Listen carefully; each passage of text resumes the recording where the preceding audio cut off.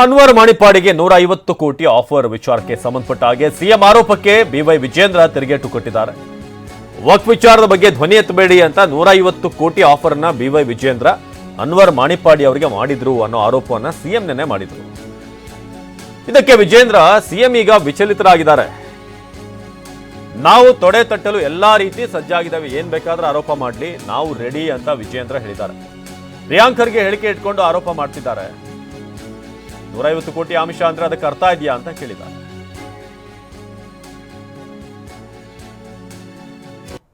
ನೋಡ್ರಿ, ಅನ್ವರ್ ಮಾಣಿಪ್ಪಾಡಿ ಹಿಂದೇನು ಹೇಳಿದ್ದಾರೆ ಗೊತ್ತಿಲ್ಲ, ಇವತ್ತೇನು ಹೇಳಿದ್ರೆ ನನಗೆ ಗೊತ್ತಿಲ್ಲ, ನಾನು ನೋಡಿಲ್ಲ.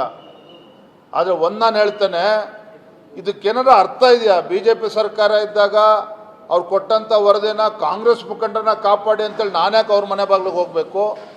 ನಾನ್ಯಾಕೆ ಕಾಂಗ್ರೆಸ್ ಪಕ್ಷದ ಮುಖಂಡರನ್ನ ಅವ್ರನ್ನ ಕಾಪಾಡಿ ಅಂತ ನಾನ್ಯಾಕೆ ಕೇಳಬೇಕು? ನನಗೇನು ದೊಡ್ಡಪ್ಪ ಚಿಕ್ಕಪ್ಪನ ಮಕ್ಕಳಿದ್ದಾರೆ ಕಾಂಗ್ರೆಸ್ ಪಕ್ಷದಲ್ಲಿ? ಮಲ್ಲಿಕಾರ್ಜುನ್ ಖರ್ಗೆ ಅವರು ಅಲ್ಲ, ಪ್ರಿಯಾಂಕಾ ಖರ್ಗೆ ಅವರು ಮಾತನಾಡಿರ್ತಕ್ಕಂಥದ್ದು ಕೂಡ ಅರ್ಥಹೀನ. ಅದನ್ನು ಬಂಡವಾಳವಾಗಿ ಇಟ್ಕೊಂಡು ಮುಖ್ಯಮಂತ್ರಿಗಳು ಇವತ್ತು ಮಾತನಾಡ್ತಾರೆ ಅಂತ ಹೇಳಿದ್ರೆ ಇವ್ರಿಗೆ ಏನು ಹೇಳಬೇಕೋ ಗೊತ್ತಿಲ್ಲ.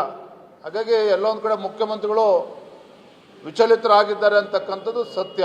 ಇವರು ಏನೋ ಕಪೋಲ ಕಲ್ಪಿತ ಕಥೆಗಳನ್ನು ಸೃಷ್ಟಿ ಮಾಡಿಕೊಂಡು ವಿರೋಧ ಪಕ್ಷದವ್ರನ್ನ ವಿಜೇಂದ್ರನ ಹೆಣಿಬೋದು ಅಂತಕ್ಕಂಥ ಭ್ರಮೆನಲ್ಲಿದ್ದಾರೆ ಅಂತ ಹೇಳಿದ್ರೆ ನಾವು ಕೂಡ. ಸಿದ್ದರಾಮಯ್ಯನವರ ಆರೋಪಕ್ಕೆ ವ್ಯತಿರಿಕ್ತವಾಗಿ ಅನ್ವರ್ ಮಾಣಿಪ್ಪಾಡಿ ಮಾತನಾಡಿದ್ದಾರೆ. 2012-13 ಅನೇಕ ಜನ ನನಗೆ ಆಫರ್ ಕೊಟ್ಟಿದ್ರು, ಅದರಲ್ಲಿ ಕಾಂಗ್ರೆಸ್ನವರೇ ಹೆಚ್ಚು ಅಂತ ಹೇಳಿದ್ದಾರೆ. 90% ಏನೋ ಹೇಳ್ತಾರೆ ಅದೆಲ್ಲ ಬೇಸ್ಲೆಸ್ ಅವರು. ಯಾಕೆ ಹೇಳಿದ್ರೆ ಈಗ ನಿನ್ನೆ ಹೇಳಿದಾರಲ್ಲ ಅದು CBI ಕೊಡ್ತೇನೆ ಅಂತೇಳಿ, ದಯವಿಟ್ಟು ಅವರಿಗೆ ಸ್ವಲ್ಪ ಅದು ಅಲ್ಪಸಂಖ್ಯಾತರ ಮೇಲೆ ಪ್ರೀತಿ ಇದ್ದರೆ ಅದನ್ನು ಕೊಡಲಿ. ಅವರು ಮೊನ್ನೆ ತಾನು ಹೇಳಿದವರು ನಮ್ಮ 1,60,000 ಎಕರೆ ಜಮೀನಿಗೆ ಅವರು ನೋಟಿಸ್ ಕೊಟ್ಟಿದ್ದಾರೆ ವಕ್ಫ್ ಪ್ರಾಪರ್ಟಿ ಅಂತ ಹೇಳಿ. ನಮ್ಮ ಹತ್ರ ಟೋಟಲ್ ವಕ್ಫ್ಗಳು ಇದ್ದದ್ದು 54,000 ಎಕರೆ, ಅದರಲ್ಲಿ 27-28,000 ಒಂದು ಕಬಳಿಕೆ ಆಗಿದೆ. ಅದರಂತೆ ಉಳಿದಿರೋದು 23-24,000 ಇದೆ. ಅದನ್ನು ಬಿಟ್ಟು ಈ 1,60,000 ಎಕರೆ ಎಲ್ಲಿಂದ ಬಂತು? ಹಾಗೆ ಅವ್ರು ಭಾಳ ಪ್ರೀತಿಯಿಂದ ನೋಟಿಸ್ ಕೊಟ್ಟರು, ಎಲ್ಲ ಮುಸಲ್ಮಾನ ಮೇಲೆ ಪ್ರೀತಿಯಿಂದ ಅವ್ರನ್ನ ಖುಷಿ ಮಾಡಲಿಕ್ಕೆ ಅಂತೇಳಿ ನೋಟಿಸ್ ಕೊಟ್ಟರು. ಅದಕ್ಕೆ ಯಾಕೆ ವಾಪಸ್ ಹಿಂತೆಕೊಂಡ್ರು? ಅದರಲ್ಲಿ ಗೊತ್ತಾಗುತ್ತೆ ಅವ್ರು ಎಷ್ಟು ಸತ್ಯ ಸುಳ್ಳು ಅಂತೇಳಿ. ಈಗ ಹೇಳ್ತಿದ್ದಾರೆ ಅವರು ನಾವು CBI ಕೊಡ್ತಿದ್ವಿ. ಕೊಡಲಿ, CBI ಕೊಡಬೇಕು, ಅದು ಸ್ವಾಗತಾರ್ಹ. ಭಾಳಷ್ಟು ಮಂದಿ ಬೇರೆ ಬೇರೆ ವಿಧಾನದಲ್ಲಿ ನಂತರ ಬಂದು ಆಮಿಷ ಹೊಟ್ಟಿದ್ದಾರೆ. 2012-2013 ಅದರ ನಂತರ ಕೂಡ ಮಾಡಿದ್ದಾರೆ.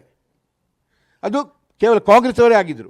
ಇದರಲ್ಲಿ ನಮ್ಮ ರಿಪೋರ್ಟಲ್ಲಿ ಯಾರು ಎಸೆದವರೆಲ್ಲ ಸೇರಿ ಬೇರೆ ಬೇರೆ ವಿಧಾನದಲ್ಲಿ ಬೇರೆ ಬೇರೆ ಜನರ ಮುಖಾಂತರ ಆಮಿಷನಾಗಿ ಹೊರಟಿದ್ರು. ಅವರಿಗೆ ಚಳಿ ಜ್ವರ ಹಿಡಿದಿದೆ.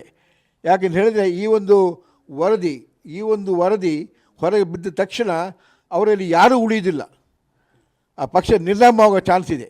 ಅದನ್ನು ಹೆದರಿಕೊಂಡ್ಬಿಟ್ಟು ಯಾವುದೋ ಬಾಯಿ ಬಂದಾಗ ಮಾತಾಡ್ತಿದ್ದಾರೆ.